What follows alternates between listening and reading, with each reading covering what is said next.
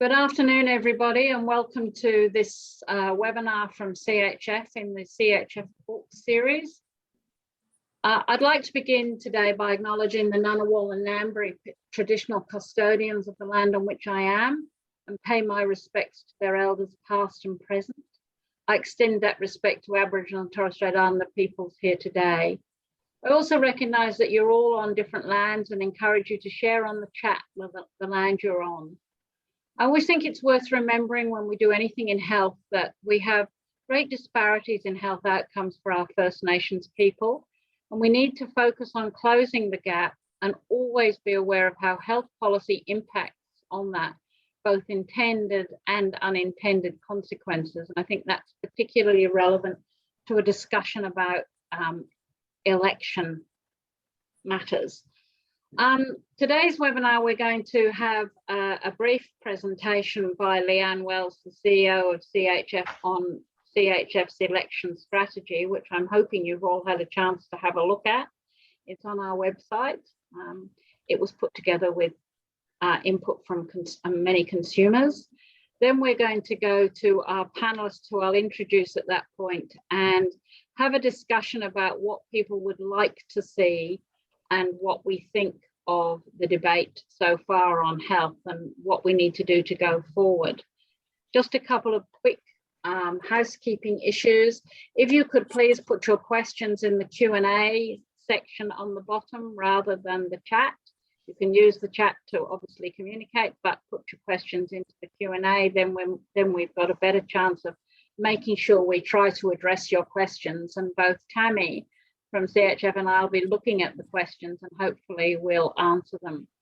As you've seen also, we are recording this webinar and it will be available to you to see and for anybody who wasn't here today. So with that housekeeping done, I'll hand over to Leanne Wells, the CEO of CHF. Leanne.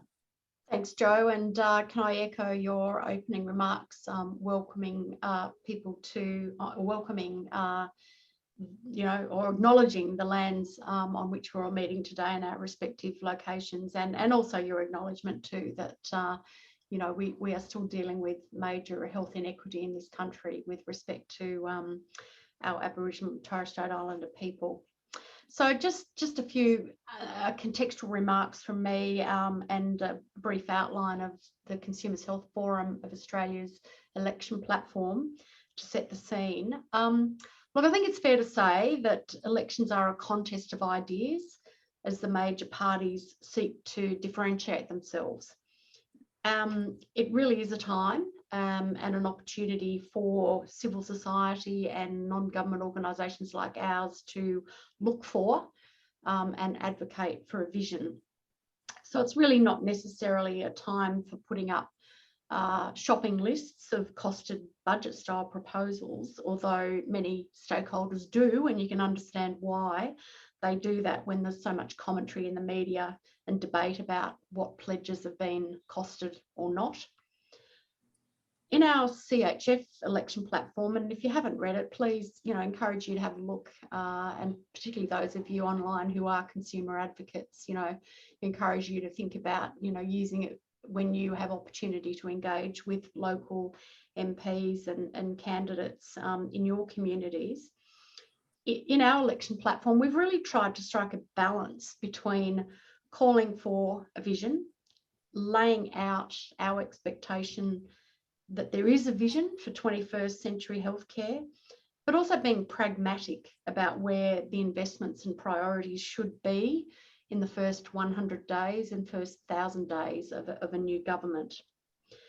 We've also tried to contextualise why we're seeking the pledges we're seeking, and obviously the extent to which the pandemic has exposed both fault lines in our system and has had a disproportionate impact on particular people in our community, older people, that the quality and safety threats to their health and care well and truly exposed by the pandemic, young people extremely disrupted by the pandemic across all aspects of their lives, not just in healthcare, and health inequities further widened for people from culturally and linguistically diverse communities. that's really important context, I think, against which an incoming government is going to have to frame its health policy and where it puts its priorities in health.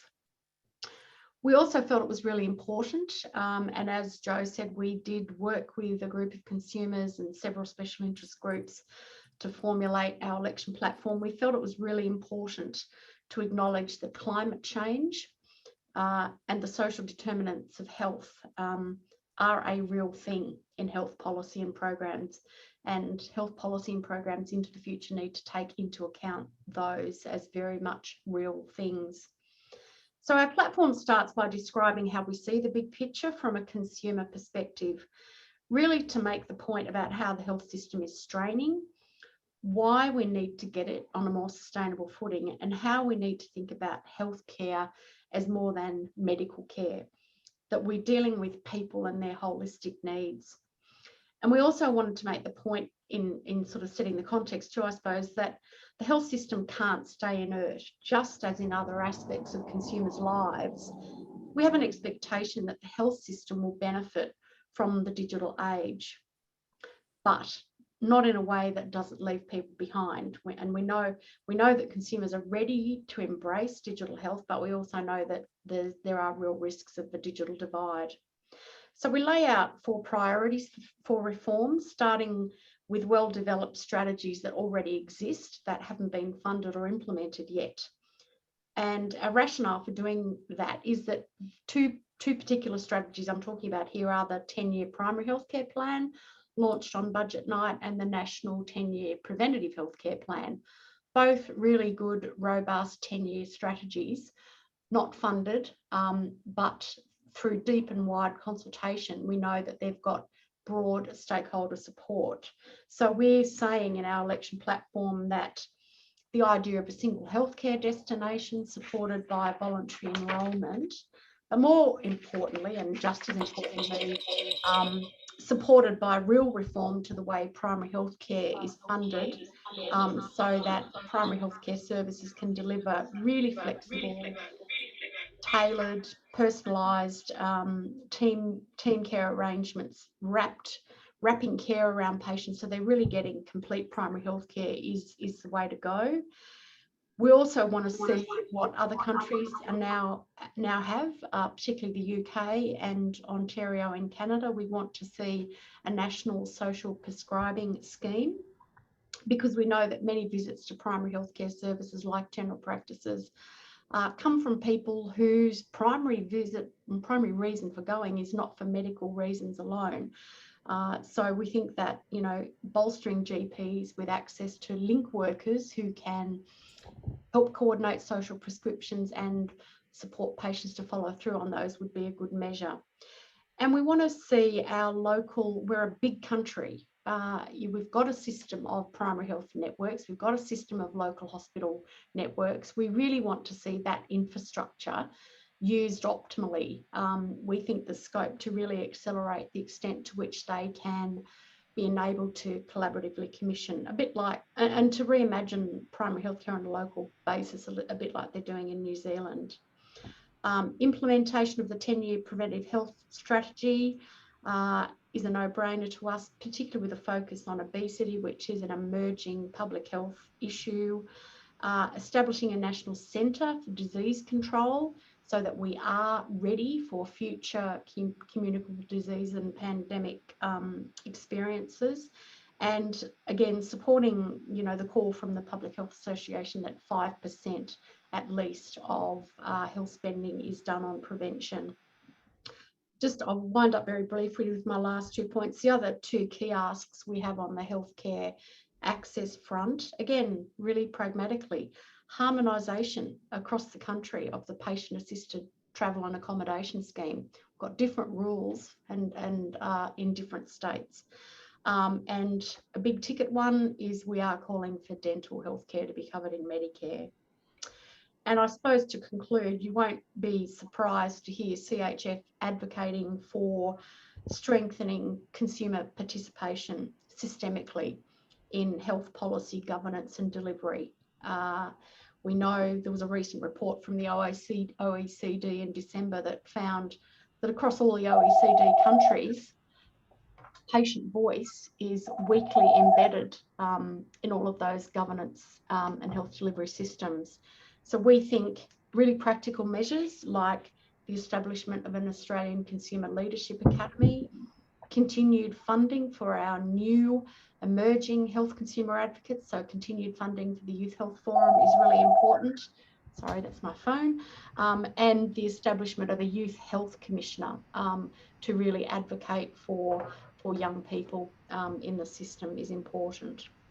And of course, the other thing we do as CHF, you know, advocacy is as much about alliances and collective impact. So we very much try and back the calls and asks for others. So the Raise the Rate campaign from ACOS, for example, the Uluru Statement of the Heart, all of those sorts of major calls we get behind, but don't necessarily see ourselves as the lead agency on. So that's what we're asking for, and I'm sure we'll have some interesting discussion and reflection on the current state of play. We've got 3 weeks to run in the election campaign. I think it's probably fair to say that health hasn't really been front and centre yet. We've seen a few announcements, but nothing particularly sweeping from the major parties. So let's hope that there's more to come. So I hope that sort of laid a bit of ground. And back to you, Jo, for discussion with our panellists. Thanks, Leanne. Thank you. And yes, 24 sleeps, I prefer to think of it. Sorry. I keep it real. I'd like to introduce our panellists now. We've got 4 panellists who have a diversity of experience and knowledge, so I think we'll have a good discussion. The first one is Harry Ilsman, who is an experienced disability advocate. He works in co-design and lived experience engagement consultant. He's a mental health ambassador, speaker, and health strategist. He is also a young person living with complex chronic illness and disability and the recipient of 2 liver transplants. And Harry is one of our young leaders for our Youth Health Forum as well. So welcome to Harry. Jennifer Doggett is a fellow of the Centre for Policy Development and a consultant working in the health sector for a number of professional industry and consumer groups. She's previously worked with the Federal Department of Health.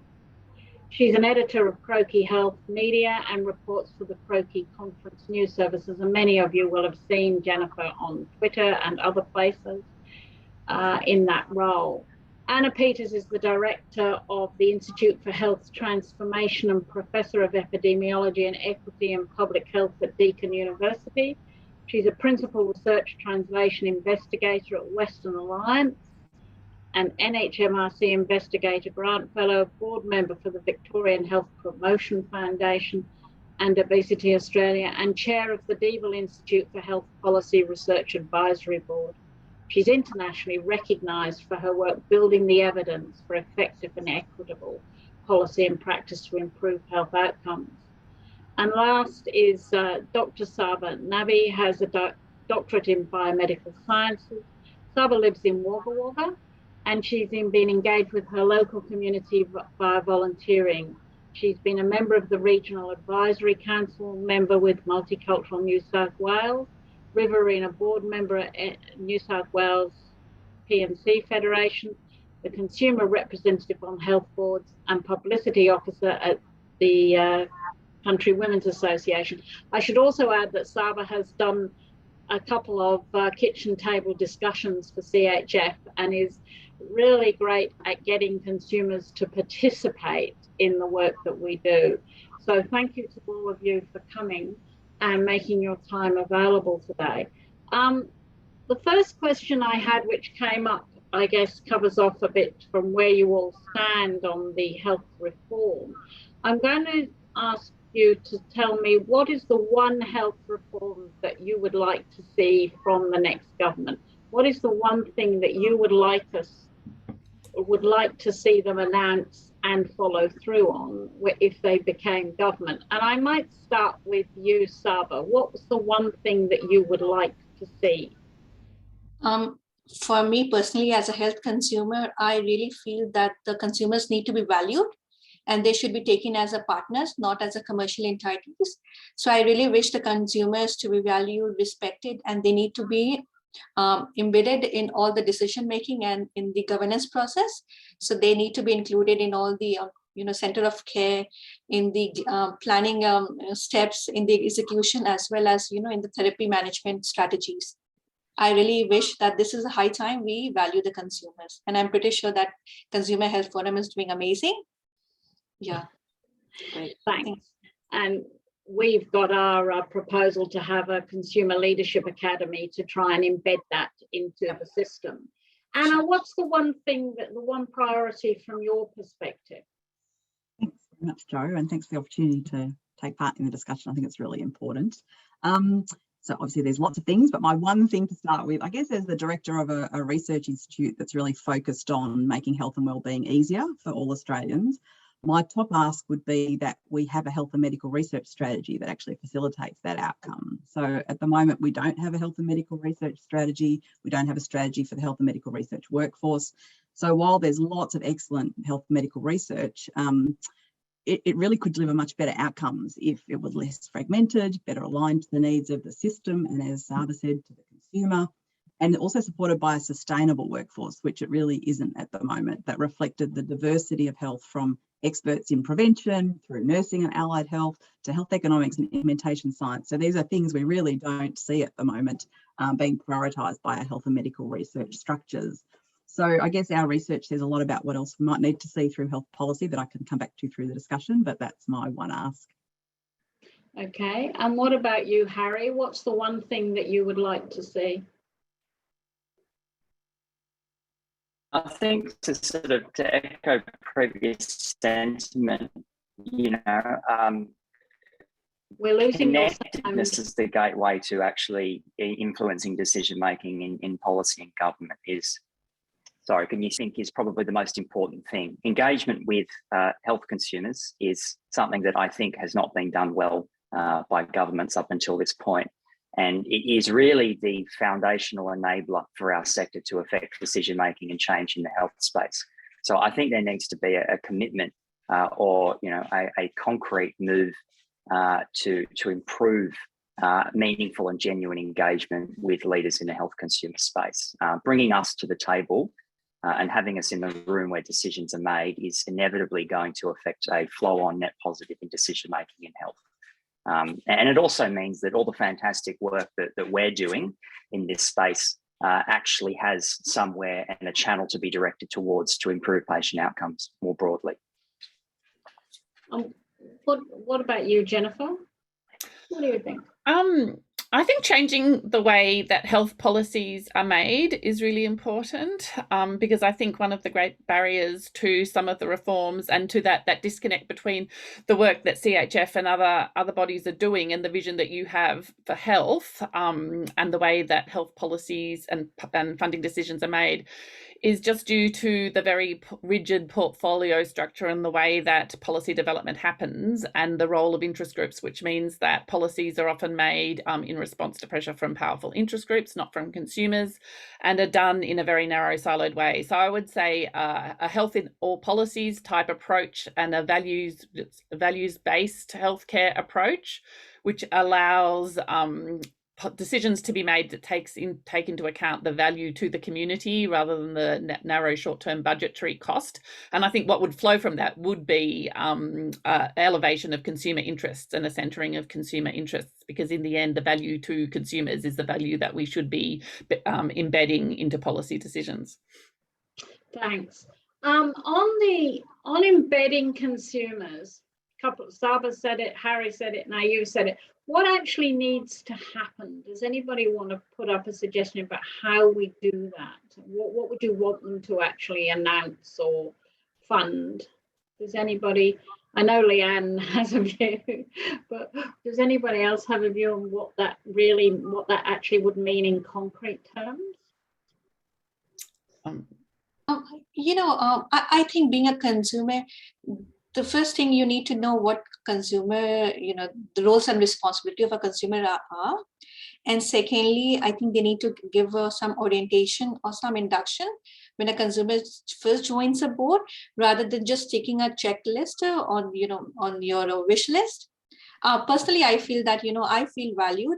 I mean, I had been sitting on some of the consumer forum boards, but some boards are really productive and they really value your opinions, while some, you always feel that you are neglected or you're just part of, just sitting on, sitting there, just sitting idle, to be honest.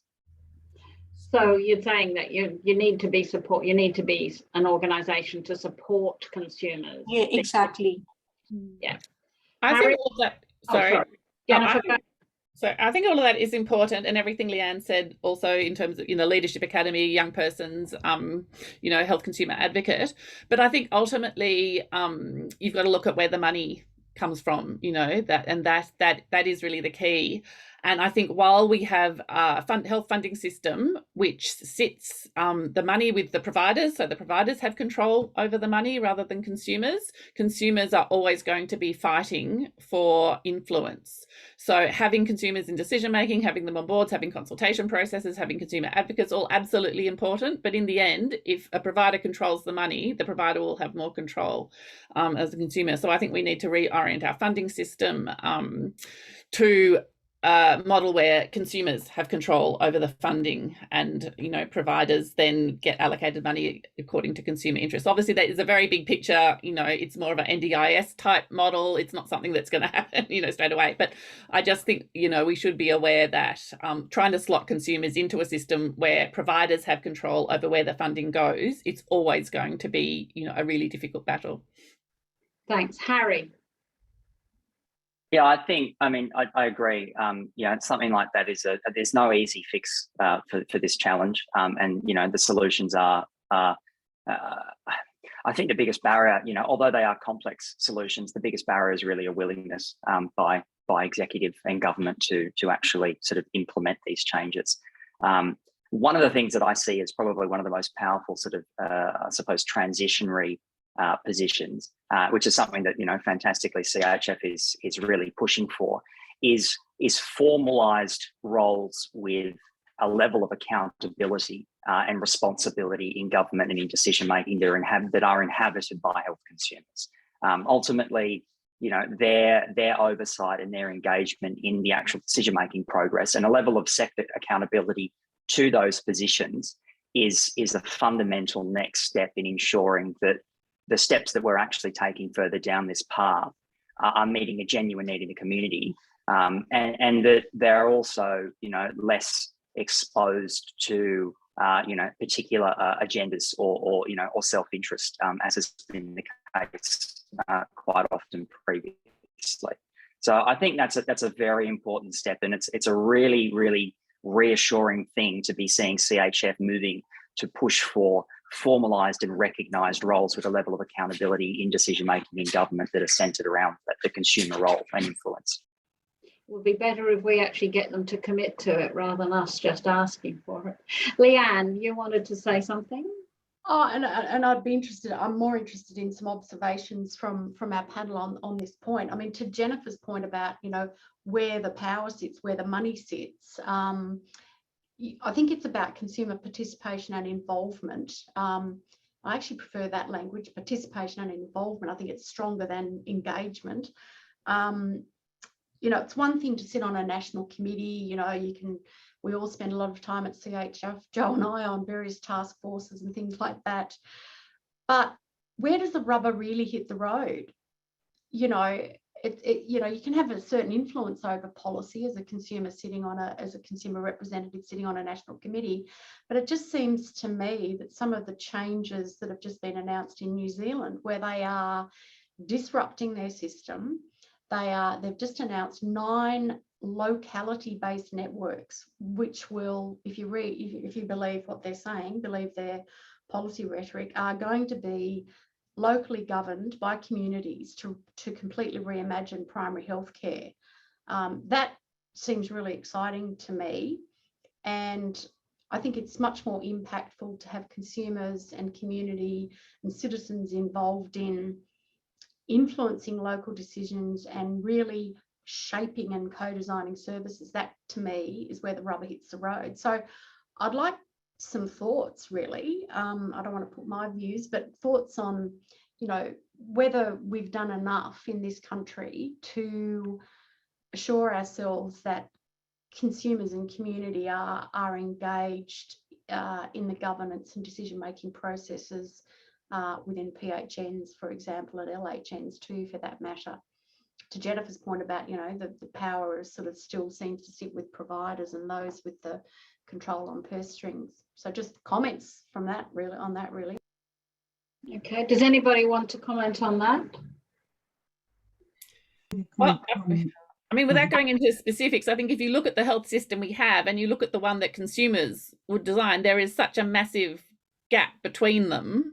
And you look at the, you know, the vision that CHF has had, the you know, the ideas that come out of the consultations you do, and the lack of translation of those, the, you know, thousands of submissions you must have written over the years based on really extensive consultation with consumers, and, you know, the lack of translation that has into actual policies and programs. I mean, clearly there is, you know, there is something going wrong, probably at a lot of different levels. You know, there is no accountability for governments to implement findings of committees and inquiries, even when they're really well evidence-based, even when they're based on consultation. So yeah, I think there's obviously structural problems in the engagement of consumers and also a lack of political will, because in the end, regardless of all those consultations, they'll go into a room with, you know, 2 or 3 powerful interest groups, which are not consumers, and make policy based on what, you know, what they want. Thanks. Anna? Yeah, I agree with everything that's been said. I was going to share one reflection from kind of the health research space. So the new funding body, the Medical Research Futures Fund, in comparison to traditional funds like the NHMRC and the ARC, they've had a really strong focus on consumer engagement. And I think it would be fair to say that that kind of started as lip service, more tick a box. This is seen to be important to do. But I think what it has done is a number of researchers who have engaged with consumers in the co-design of their research programs have developed much better research programs, which won't be a surprise to anyone on this call. But what it has made me think, like, I think there has been an evolution, I guess, through that funding scheme to people thinking we will get better outcomes from doing this process. And so I do wonder if part of it is also about trying to kind of capture and present the better outcomes for consumers and for government and the system that come from that co-design, so that it moves to really kind of impactful case studies, if you like, to continue to kind of embed it. Thanks. We might go to some of the questions that have come in on the Q&A and we had before, and they are sort of grouping. There's quite a few questions, Saba, about provision of services in rural areas. There's obviously a few people. I know Maureen from Tambo's on the call and a few others. There's obviously, and there's been some discussion in the media about workforce and, you know, have we got enough doctors? Have we got enough nurses? Where are they? What do you think are the key things that rural people want and what you would want to see for rural people to improve their health outcomes? I think it's very easy to attract the staff in a rural and regional place, but the thing is you need to develop the demographical valuation of that place. Because I mean, I do have a couple of friends who have moved from like Sydney to like some of the rural and regional remote areas in New South Wales. But the thing is, if they got a young family, they need a good school, they need a proper infrastructure, you know, childcare facilities and everything. So personally, people are willing to work in a rural and regional setting, but they need, you know, a developed city, to be honest, with basic amenities, which I feel that they are, you know, they're entitled to. Do you find that, I mean, do people in Wagga complain about or talk about what health services they're missing? Have you seen anything? What kind of things could the government be offering as extra services for rural people? Definitely. So people do miss out on translation and interpretation services. We do have, you know, on-call translators and interpreters, but sometimes you really need very specialist health interpreters, which I think the government has not properly invested till date. And also people do miss out on some of the basic, you know, like mammograph and all, you know, some of the basic specialist services. Like we don't have a NICU. facility in a regional New South Wales. So, you know, if a child is born, they have to be either transported to Canberra or Sydney. So some of, you know, people are, I mean, if you have accessible health for all the rural and regional people, you need to provide some of the basic facilities for everyone. But yeah, many things are missing in a rural and regional settings. Does anybody else have any comment about rural services or workforce issues more generally? Anybody else on the panel? Yeah, I'd like to add, I mean, I think this is a really critical issue for Australia and obviously for the current election. And I think even just taking a step back, I mean, I think that health equity is one of the biggest issues facing us at the moment.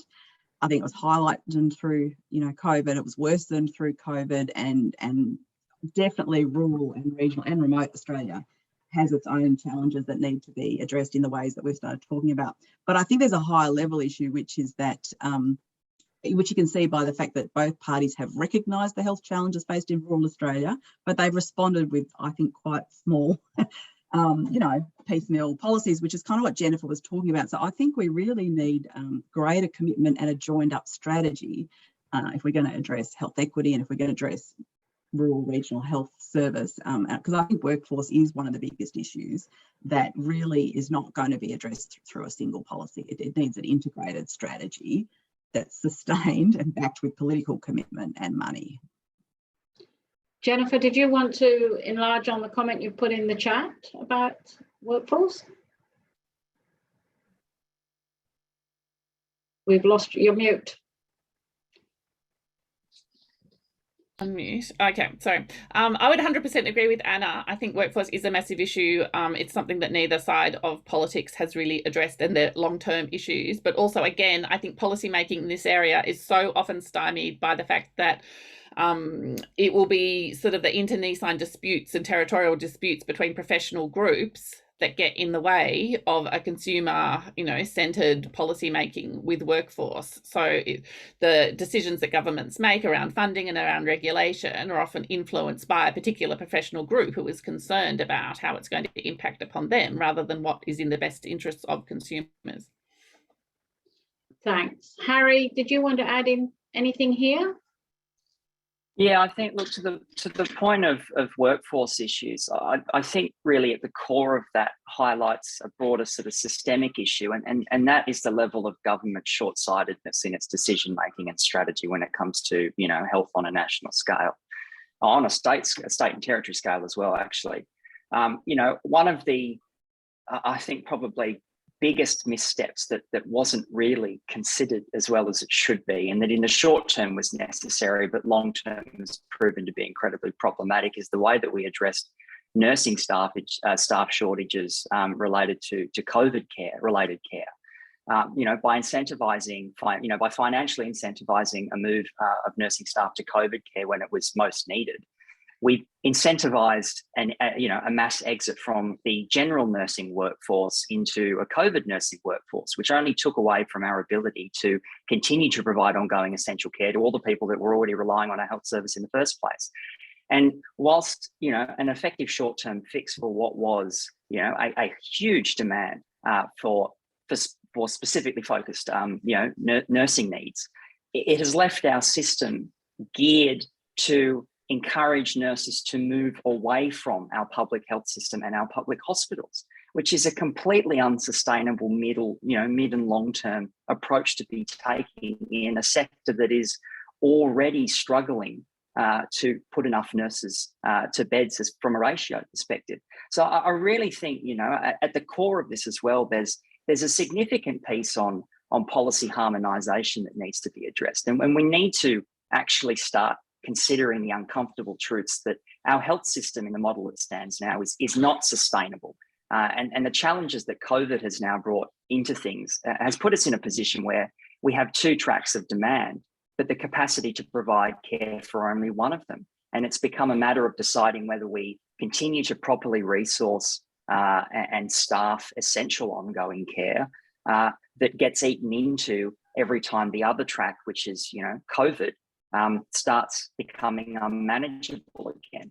So there's a real need to systemically address the fact that the reality of the future demand for our system as a whole and for the workforce as a whole is that we need to be able to run both tracks at the same time without one coming at the expense of the other. Otherwise, ultimately, we are going to put one significant group of existing and ongoing chronic health issues and forms of disability to the side while we try and handle the other one as we go back and forth depending on a reactionary need. So yeah, I mean, I think in that space there's a huge potential for research to contribute to, I suppose, an existing stock take on where our health system sits and what's needed to address fundamental critical weaknesses that make it foundationally unstable moving forward. I think they're really good points. And I think, when we started our Consumer Commission on post-COVID, being Optimus that we are, we did that in 2020. We should probably be doing it now in 2022. There is running both parts and being able to cope with disruptions and sudden demand shows that we can't just have a minimal approach. It probably shows that our health system was running on full, was already at capacity, and we had no way of dealing with it. Another question in the chat is around prevention, and I'm not sure whether Anna, you want to answer this, or Leanne, or any of you really, which is really about preventive health and the use of things like tax rebates or economic incentives such as a sugar tax or a soft drink tax to change behaviour, and whether the government has kind of ruled that out in their prevention health strategy that was announced. And I suppose I'd be interested to hear whether anybody thinks we should be rethinking how we would actually change people's behaviour, and whether we can use economic incentives or whether there are other ways of doing it. Does anybody want to take that one on? Happy to make a start. So I certainly think there's a role for economic incentives, and I guess a lot of the research we've done in that space has shown that it's likely, so a sugary drinks tax is likely to be effective in terms of reducing people's consumption of sugar, reducing obesity levels, but also being equitable, so having the greatest benefit in communities where perhaps there is the greatest risk. So I think it potentially does have a role, and it's been shown around the world. I guess the practical reality at the moment in Australia is it's not on the federal government's table, and I think we should continue to advocate for it. But I would go back to Leanne's opening comments. I mean, I think the government has put together, with a really good consultation group, quite a good preventive health strategy, which doesn't include a sugary drinks tax, but does include a lot of other approaches: policy and behaviour change, community support, consumer engagement. So my feeling at the moment is if we could just advocate to fund that strategy over the next 10 years, we would go quite a fair way to improving the capacity in Australia to prevent these major health outcomes. And I guess the shocking thing continues to be, to me, that we spend around 2% of the health budget on preventive activities, even though we know that prevention really is much better than cure if we can do it. And so to me, it feels like such a small ask to be saying, can we please increase that to 5%? And can we please fund this really well thought through strategy? So I completely agree. There are lots of innovative additional things we could be advocating for, but I feel like the biggest, strongest thing we need to advocate for is really robust implementation of the strategy that sits there. Thanks. Leanne? Oh, look, you took the words right out of my mouth, Anna. I think absolutely we have got a good preventative health strategy. So let's implement what we've got. And to Jennifer's point about tobacco taxes and alcohol taxes being regressive, I think that's right. But I think we need to heed the lessons we have learned through our tobacco control experience, that economic incentives or disincentives are not measures in their own right. They work best, as we learnt with tobacco control, when they are part of a suite of regulatory, legislative, so tobacco advertising prohibition, and social marketing behaviour change strategies that are all part of a comprehensive strategy. I mean, I think we know from other countries and our own experience that prevention strategy is nothing if it's not comprehensive and drawing on all of those levers. Thanks. Anna, when you were talking about the one thing you wanted, you talked about research. I haven't seen any mention of research, health research in the election campaign. Have you? No. So there are some announcements around education, and there are some announcements around sort of innovation and Australia getting better at commercialising our innovation. So there are some links to research in the broader sense. There's nothing specific about health and medical research. And I guess what I would say, I mean, I think Australia does need to do better in terms of commercialising its research, and both, you know, the LNP and Labor have policies in that space, and I think that is a good idea. But I guess what I would say in health is that we need to actually be really good at embedding scalable, sustainable research outcomes, even if they're not commercially attractive. They should be commercially attractive because they save money in the long term. And so the only other thing I would add is we really need to get better in this country, I think, at valuing long-term outcomes. The short-term nature of what we value means it's very hard to support healthcare reform, health system reform, long-term prevention, all the things that we're saying today we know we really need. Thanks. Anybody else got any? Leanne, did you want to comment on that? Oh, I should have lowered my hand, Joe, but just, I mean, my comment was, and probably something that Anna might like to respond to. I mean, you made the point about commercialisation, but are we good at, and do we need to invest more in research translation? Like, are we really, you know, we invest in a lot of research, but are we using it for really evidence-based policy? No, I mean, I think that's completely right. And I think that that's kind of the intent of some of these policies, but they are focused really tightly only on that narrow definition of commercialisation, not that broader idea of implementation and translation. So I agree. I really welcome approaches that support better implementation and translation. And I think that's why we need better integration. We really need like an R&D arm for the health system, which we don't have. You know, we would advocate for many more embedded researchers, whether it's in government or in NGOs or in health services. So we really need better integration between the broader sense of the health system and research, definitely. And I guess that's why at the beginning, when I was talking about a health and medical research workforce strategy, I really stressed we need people such as health economists and implementation scientists to have better funding if we're going to really see that kind of translation that you're talking to. Yeah. Harry, did you want to add into this?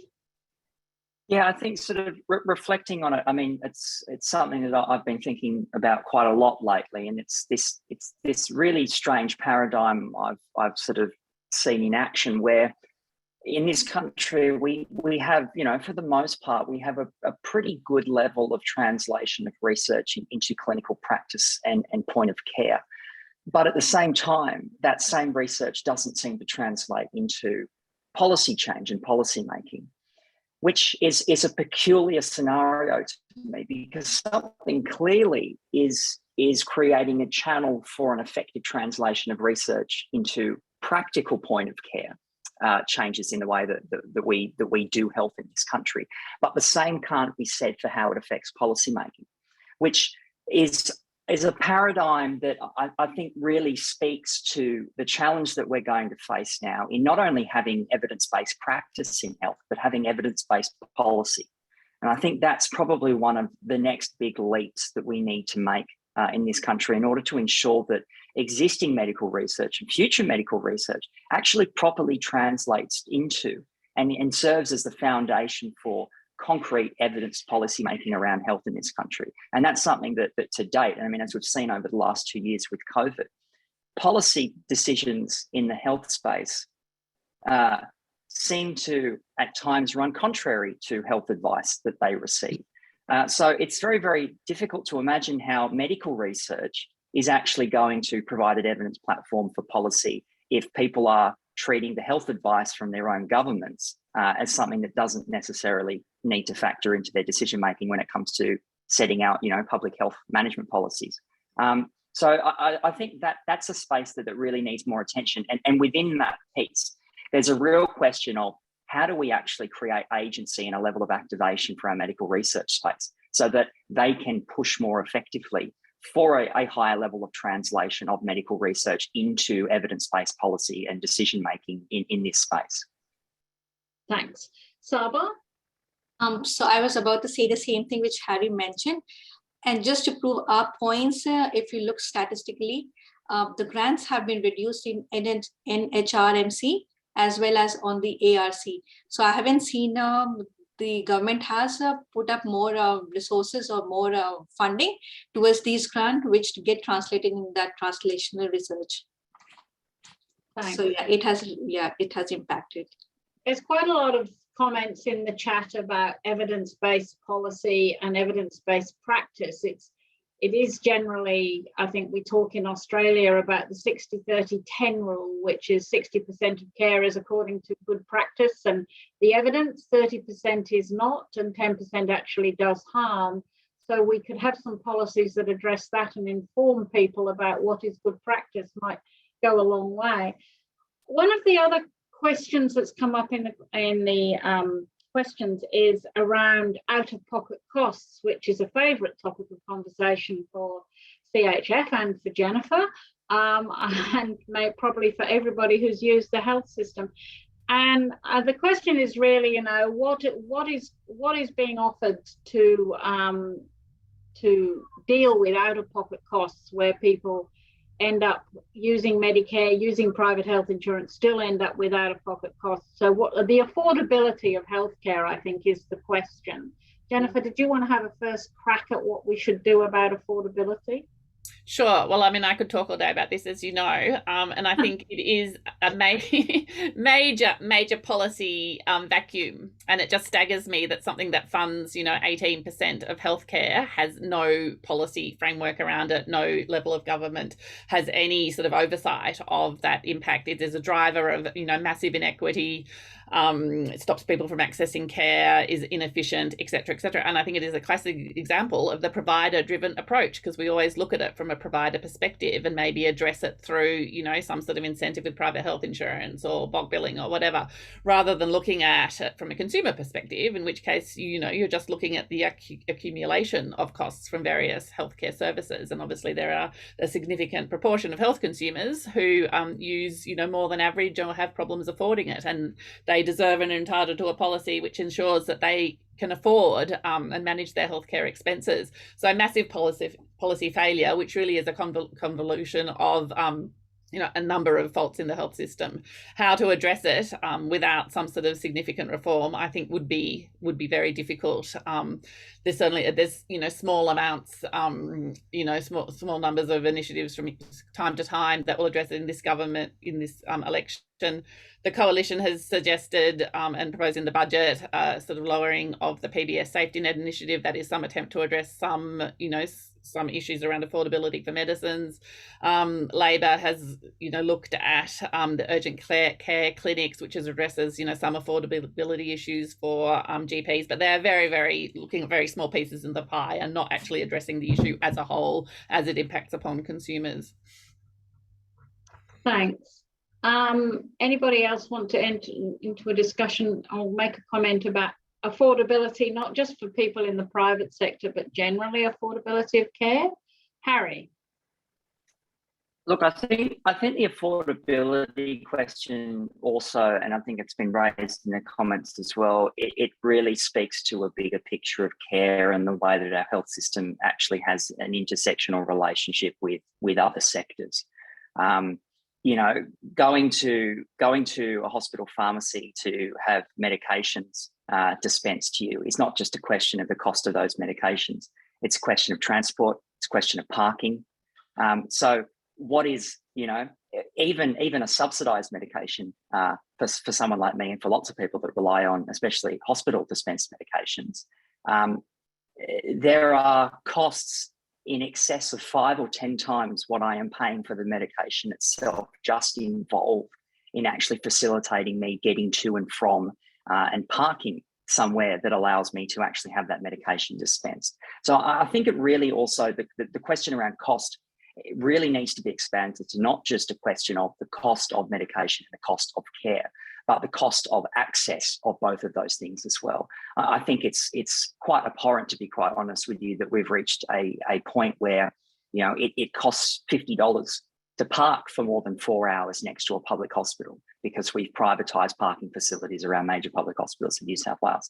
That in itself, there should not be a financial barrier of access for someone that needs to go to hospital, or for staff working at that hospital, or for people that are visiting a patient in that hospital. So we really need to actually start looking at not just these points of care as a question of cost, but all the amenities and the infrastructure that actually surrounds them and affects the accessibility of that care as something that really does need to be addressed.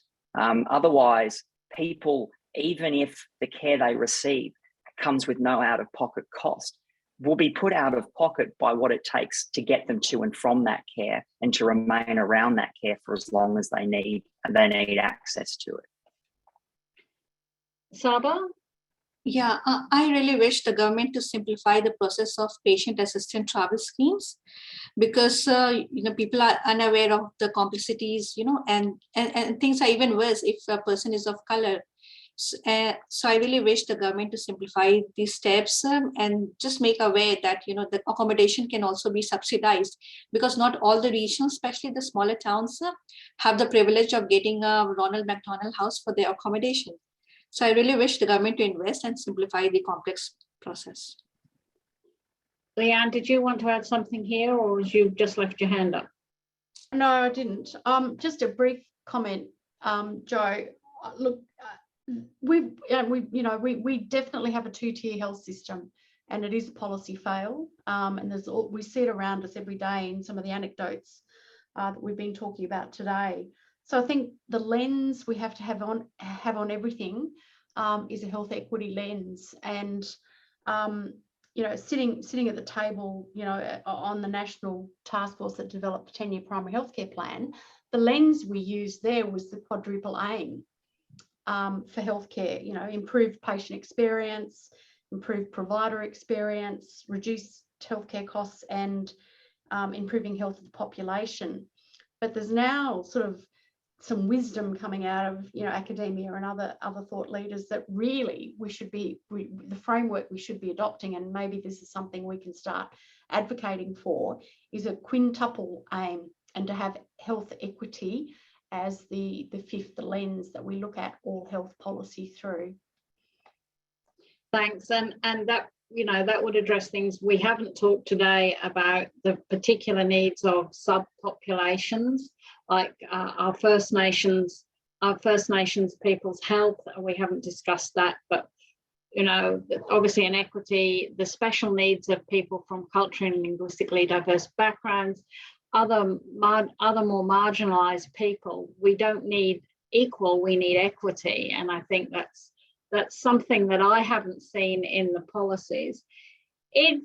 I'd like to give the panelists, we're coming to the end of the questions, and there's a few questions there about what people think would be the difference, because we're going to have a new health minister, regardless of the outcome on May the 21st. We're going to have either Anne Ruston or we don't know who Labor haven't actually announced their potential front bench yet, but so it could be Mark Butler, it could be someone else, who knows. So we were going to not try to enter into a discussion about the personalities, although I'll be interested to hear if people have. I thought I might let each of the panelists say, is there one thing that you would be saying to that new health minister if you've got the opportunity to sit down with them as your closing comment, and given what's been happening, what would you want to say to them? And who wants to go first? Jennifer, do you want to go first? What would you like to say to them? That is a really tough one. I was at dinner recently with Mark Butler, and I was really surprised about how he really saw himself as sort of the inheritor of this Labor tradition of health reform. And he did say that his highest priority was going to be primary health care. I thought, good luck. But anyway, so yes, given that he has articulated that, and if he does end up as health minister, I would say primary healthcare is probably a really good place to start if he wants to have one shot as a major reform, given that there's probably no appetite for major sort of structural reform. To try and improve something in primary healthcare is probably, you know, a good aim, because if you can, you know, address some of those inequities, if you can do that in primary healthcare, that flows on to the rest of the health system. If you can increase access, you can decrease inequity. So you can build in some of those workforce reforms. So yeah, I would say if you can, if that is what he's going into his role, thinking of doing, if he can maybe sit down with some of those key groups, obviously consumers as well, and look at a robust plan for primary healthcare reform, that would be a great achievement of, you know, his ministry. Thanks. Harry? Look, I really think before anything else, it comes down to culture. To me, that's the really big barrier that we have right now. I mean, if I could sit down with both prospective health ministers and say one thing, and the message is really the same for whoever ends up in government, is the need to acknowledge that the continued neglect and contribution of confusion and needless complexity to our health system is not a partisan contribution. The system that we have ended up with has been under custodianship of both governments. And ultimately, I mean, we could get into the nitty-gritty of arguing who has done it more of a disservice than the other, but ultimately we have ended up at this point under both their watches. And there's a need to address and accept that there is an underlying culture that has persisted in bringing us to this point. And if we are to make any progress moving forward from here, we need to start acknowledging some uncomfortable truths about the way we have ended up at this point and the way the system has ended up at this point as well. So I would really encourage the first point of discussion to be around how we actually change the culture in health and the culture of government and the attitude of government towards governing in health, to become something that decouples itself far more significantly from the everyday politics that we've seen that, you know, again, I say in the last 2 years, especially, you know, have contributed to what has been policy making completely in the face of health advice. So really, I think that you know, if we are to see effective change, the action has to be preceded by an amendment and a change in the culture that underpins it. Very good point. Saba, what would you say to them? It's a tough one, but maybe I'll ask the health minister to revisit their regional workforce retention strategy if they have one. If not, just remodel it and then try to include the consumers in their strategy, because consumers are the one who will bring a change. Thanks. Anna? Yeah, I mean, I agree with Harry, and I think I would bring it back to equity and valuing people. I mean, I think there's a growing body of research that shows that if we design with a diverse range of people, rather than, you know, designing for the homogenous and then adapting and subgrouping everybody off, in fact, we get much more equitable outcomes. So if you design for the diversity, then actually everybody can access systems really well and you get improved equity. So I think that brings in the beginning of our conversation around co-design and the thrust of equity to say there's a real opportunity for the next government to be, you know, a leader in this space, to start co-designing some of those approaches with equity in mind, and then demonstrating according to the outcomes that matter to government as well as the outcomes that matter to people, that this is a better way to go for people, for the service and the systems and for the economy. So that would be my big ask. Thank you. Leanne, did you want to add anything here? I would just echo Jennifer's point, really. We know that people value relational based healthcare. We know that people value a single healthcare destination, whether that's a general practice, whether that's an Aboriginal community controlled health service, whether that's models of community care like co-health. We also know that that's the setting where most people get their healthcare. And we also know that high performing health systems have robust primary healthcare systems and services. So if we're going to invest in anything, a new government, primary healthcare is where it needs to be. Thank you. And thank you all to all our panelists, and thank you to the people who asked questions both before and on the Q&A and the chat, which has actually been quite engaged. You can find our health platform, our election platform, on our website, and a toolkit for advocates We'd encourage you to use it and ask questions of your potential candidates, potential MPs in your area. And I guess we'll all find out post May 21st who we're going to talk to, and we're obviously know what we're going to talk to them about. So thank you all very much and have a good afternoon. Thanks.